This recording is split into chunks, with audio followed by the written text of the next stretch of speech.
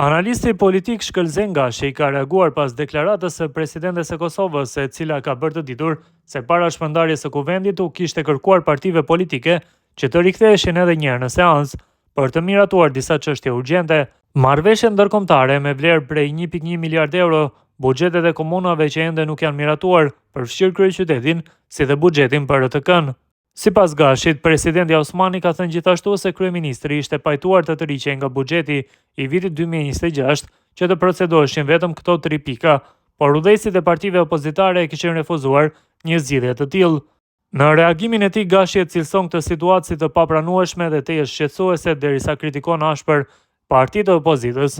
Sapo e dëgjova presidenten e Kosovës, e cila tha se para se me shpërnda kuvendin, i ka lutur udhëheqësit e partive politike që të kthehen edhe një herë në sallë të kuvendit të Kosovës dhe të miratojnë marrëveshjet ndërkombëtare prej 1.1 miliard euro, buxhetin për kryeqytetin dhe komunat që ende nuk kanë buxhet dhe po ashtu buxhetin për RTK-n.